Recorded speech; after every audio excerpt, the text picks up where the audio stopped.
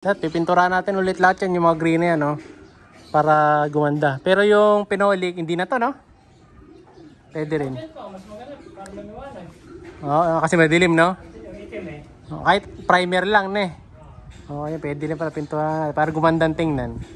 Liliwanag yan. Tapos ilalagay pa pala ni tatay ng mga ilaw, mga kalapatids. No? Kahit isang ilaw lang siguro na malakas dito sa gitna yan. Oh, yung malaki, yung malakas, di baling malakas. Basta isa lang. Doon kasi magiging kusina ako dyan, mga kalapatids. Ito, bilaran ng mga ibon to. Dito yung cock section, dito hen section, stock bird dyan sila. Tapos ito hallway to, yung maluwag, yan, luwag ng hallway, di ba? Kaya yung mating nito tayo sa labas, no? Ay, dito na nakalagay, no?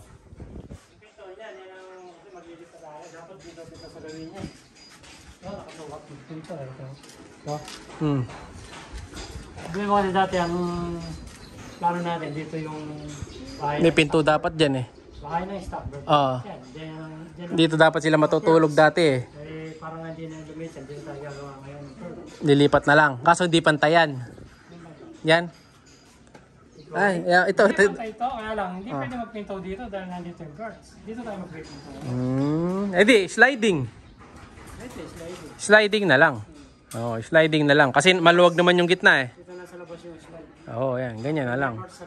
Oo, ganun na lang, mga kalapatid. Sliding na lang ang gagawin. Kasi maluwag din naman yung hallway. Yan, luwag niya, no?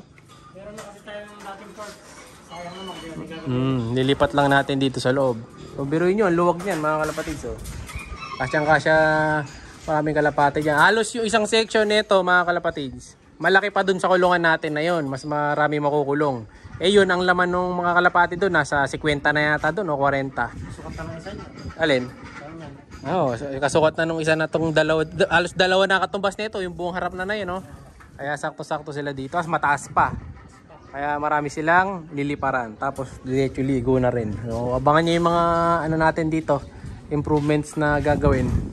Ako'y magtatrabaho muna. Ito, si Madla to. Okay, no? May pinto diyan dito, ah. Ito. Busy, oh. Wala pa break time, boy, ah. Nagbe-break ka na. Tapos dito yan, oh. Tuloy-tuloy dito yung palabas ng pinto. Ito yung lababo. Yan, dito lababo. Pero halos pwedeng yung kulungan ng kalapati ito. Ang luwag na ito, mga kalapatids, para sa lababo, eh, oh. So, pinag-iisipan ko pa kung saan maganda lagi talaga yung lababo. Baka mabago pa. Pero dyan na kasi yung best kasi nakadrop to. Para yung tubig, kahit pumisik, hindi papasok sa kulungan. Para laging tuyo to. Para laging dry. Madaling maglinis. So, ginadali ang buhay natin pag natapos yung pwesto na to.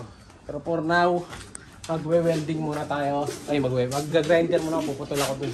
Kukunin ko lang yung stick ko. Suka po niya, nakalimutan ko. Dahil doon, nakatusok na yung puputulin ko dun, eh. Kunin muna natin gamit. Tuloy natin mamaya ang vlog. Bye!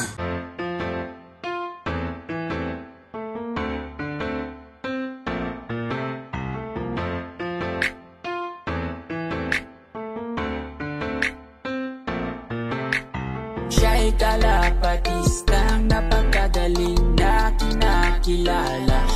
Hindi mo ma-compare dun sa iba. Taglay niyang kakayahan ay kinakabisa. Siya si Idol Madla, nakakahanga. May mga hawak, gandang linyada. Ika'y inspirasyon kung bakit hanggang ngayon ako'y palaging kumakarera. Ikaw muna, wait lang at makinig sa aking sasabihin. Talagang nakakabilib. Simpleng taong namumuhay, walang kaarte-arte. Hangad lang ay sumaya, nagalaga ng kalapate. Oo, di rin madali ang kanyang napagdaanan. Marami man ang harang ay patuloy na gumabang. Hanggang sa unti-unti niya itong mahawakan. Ng tamis ng tagumpay ay kanyang nalalasahan. Pero bago ang lahat ay doon, salamat nga pala sa naibahagi mong napakahalaga sa aking kapapanood. Marami akong natutunan. Bukod sa high blood, si Warden, estilong pangmalakasan. Kasama na mga tips mo,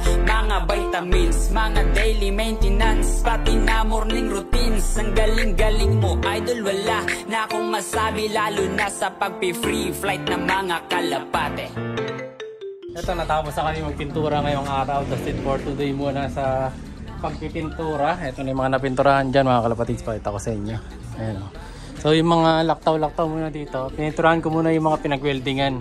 para bukas. Mabilis na lang yan. Ito na pinturahan na ni Madla to. Ni Madla 3. Ano, di ba parang Ice Age yung pintura. Pero pwede na yan. Basta may pintura. Oh, ayan o. Ito wala pa pintura yan. Pero iba meron na. Ayan o. Halos wala na makitang mga ano ng welding. Nasa taas na lang. Hindi ko abot eh. Ito inuna ko na to. Pero wala pa kasi pintura yung mating nito eh. Sa kabila yan. Meron na din sa may court.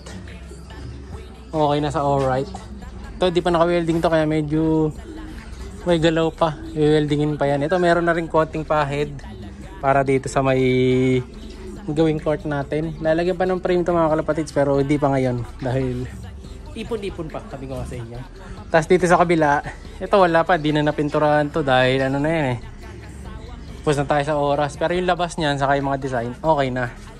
Ito bukas. Ayun o, yun lang magiging problema kung nakikita dito mga kalapatids. Dahil may mga maya katulad niyan. Ayan o, kasya yung maya. Baka magkasakit yung mga breeder ko dito. Yun ang iniisip ko. So kung sakali gagawin natin, kung talagang kinakailangan, lalagyan natin ng ano to, ng yung chicken wire, no? Pero hindi yung kulay green, yung ibang kulay. Yung ano, yung parang yung galvanized para hindi halata, no? Pero tingnan muna natin kung ganun talaga mangyayari, no? Dito, ayan, putol na mga kalapatid, kasi hindi pantay yung mating nito. Itong dalawa na to. Ayan, hindi na habol, no? Mali tayo ng design dito, sana naibaba pala. Ayan, hindi na agad napansin.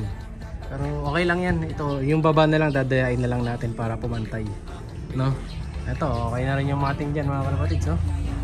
Pinto na lang, saka yung bubong, no? So isipan na lang natin to ng magandang ilagay sa bubong. Pero nakadrop naman yun na pag ganun, no? Yung bubong nyan na naka-ready na pwedeng gamitin as extender o maging flooring nung magiging ano natin dyan, bilaran sa loob sa taas, no?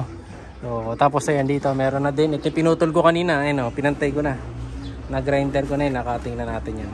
So okay na yan. Nilalagay dyan, ito yung nasa ilalim. So tatagpilan lang yan dito. So kumbaga ito, yan, ilalagay yan dyan mga kalapad. Yan, magiging ganyan siya. Ayan. Pero iangat to, ipapantay dyan. Ayan, ididikit na yan. Hindi naman ganong halata, di ba? Kasi yung mata, ipapantay na ng konti. Siguro babawasan natin yung isa sa kabila. Or magpapalit ng pwesto yung dalawang mata na to. Saan ba maganda? Tingnan ko nga.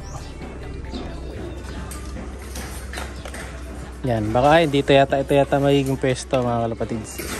Ito yata ang dalawa na to. Kung ano yung papantay niya sa mga mata. Yan, ganyan palang pwesto niyan. Yan. Pasok natin to sa kabila. Yan pala yung magiging pantay niyan. Yan. Yung dalawa na yan. Di ba? O, ayos na mga kalapatids.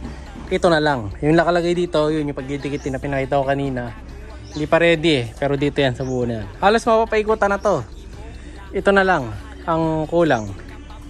Saka yung pinto. Kung sakaling may sobrang bakal pa ito, mabubuo na tong pinto. So halos sasarado na. Siya'y kalapatistang napakagaling na kinakilala.